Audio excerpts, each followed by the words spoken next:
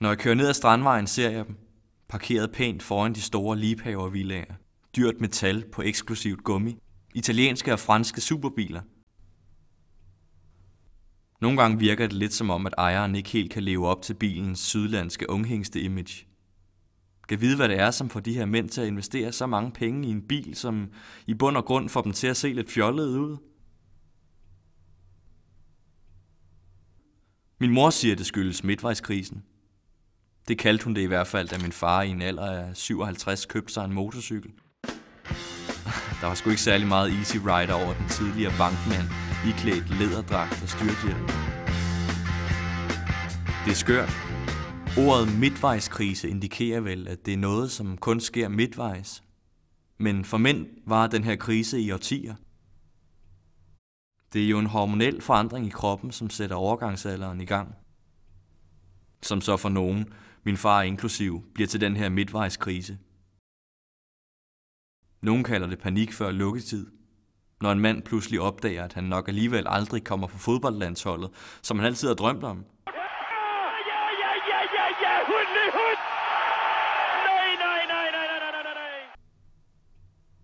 På græsk kaldes overgangsalderen for krisis. Det betyder dom. Kan vide, om liebhavervillaerne også er et udtryk for den her dom. Jeg tror i øvrigt ikke, der er meget, der kan få befolkningen i kog som arkitektur. Det skulle da lige være indvandring og arbejdsløshed. Men arkitektur? Enten er husene for høje, for moderne, for trekantede, for dyre, for traditionelle eller for brødresteragtige. Operaen på Holmen er efter sigende en brødrester. Jeg forstår egentlig ikke helt, hvorfor folk farer sådan op. Hvad med runde tårn? Jo, bevares, det er et nationalklenodie, men kønt er det sgu ikke. Der er i øvrigt 7,5 omgange, inden man når toppen, og så vejer det 5.914 ton. Spørger du mig, så ligner det altså mest af alt et overdimensioneret fyrtårn midt i kongens København. Fyrtårne er i øvrigt en uddøende art. Det var vist nok kong Frederik II, som gav fyrtårnet sit indtog i Danmark, en gang i 1500-tallet. Kan vide, om sømænd har et ekstra kærligt forhold til fyrtårnene? Altså, kan vide, om der er mange sømænd derude med et fyrtårn tatoveret på underarmen? Eller er det kun mor, roser og letpåklædte damer, som pryder sømandskroppe? Tidligere var tatoveringer vel mest forbundet med en larmende fyr på en brun bodega, og når jeg så sømænd. Og Frederik 9. Måske var han med til at legitimere tatoveringen, da han stillede op i underbukser fra magasinet Life. I 2003 havde hver tredje amerikaner mellem 25 og 29 år en tatovering. Jeg tror, det var maoriernes tatoveringer, som inspirerede hele den der tribal tattoo-bølge. Den bølge, som jo næsten har sikret, at alle småbørnsfædre, og måske også mødre, render rundt med en tatovering. Måske det er også de tatoverede mødre og fædre, som klæder deres børn i det der super dyre børnetøj. Måske det er, fordi jeg ikke selv har børn, men jeg har nok lidt svært ved at forstå det. Altså, hvorfor bruge så mange penge på børnetøj? Jeg vil jo heller ikke ønske, at mit barn rendte rundt i udslidt og beskidt tøj, men derfra så til børn i Burberry-tern. Jeg har læst et sted, at danskerne bruger 8 milliarder på børnetøj om året. Ja, måske tror de her folk, at det viser noget om, hvordan de er som forældre. Jo mere velklædte børn, jo bedre forældre. Nå, men det handler nok bare om, hvilket signal du sender med dit barn. Så sidder mødre og fædre på legepladsen og viser deres barn frem.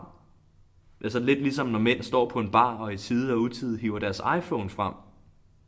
Jeg læste engang, at en gruppe forskere har fundet frem til, at hvis en mand på en bar hiver sin mobil frem, så går der ikke ret længe, før den næste finder sin frem. Ham, som først tog sin iPhone op af lommen, skal jo ikke tro, han kan mere end andre. Måske det lidt det samme med dyre biler. Har en mand på vejen fået en ny dyr bil, vil de andre også have en. Bliver vi aldrig voksne? Og hvornår starter det her? Det der tweens er jo sådan et ret nyt fænomen. Det er sikkert en eller anden smart marketingsmand, som har fundet på det navn i øvrigt. Og 1, 2, 3, så har man et nyt marked. Og de bruger på verdensplan flere penge end hele Irans befolkning til sammen.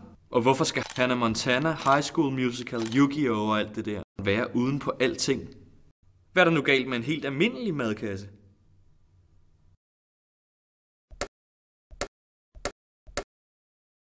Det handler jo nok alt sammen om, hvad vi udstråler over for andre.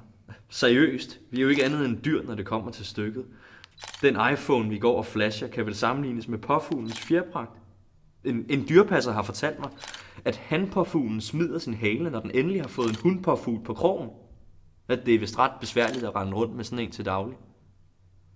Men jeg har nu alligevel aldrig hørt om en, som smed sin iPhone ud, efter han havde fået en dame med hjem. Til det er vi vist alligevel for praktisk orienteret. Og så er det jo rimelig dyrt at skulle investere i sådan et stykke elektronik, hver gang man skal i byen.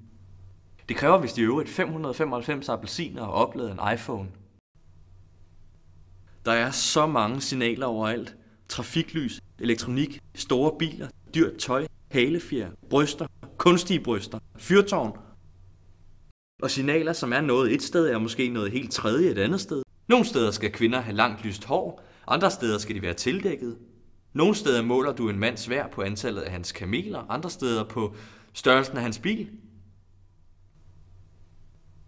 Alt hvad vi ser er jo i bund og grund bare lysbølger. De skal så opfanges, organiseres, og så sendes det rigtige sted hen. Form og farver sendes vist nok til det her lille sted på indersiden af temporallappen, og bevægelser skal sendes et sted hen på hjernens yderside. Og så skal det sættes i forbindelse med noget, vi kender fra før. Og ingen ved vist rigtigt, hvor hukommelsen ligger, men det er noget med nogle nervesynapser, enzymer og proteiner. Kan hjernen overhovedet følge med? Og hvornår begynder vi at forstå alle de her signaler? Jeg kan huske, da jeg var lille, og et signal var et blinklys, og et blinklys var en is.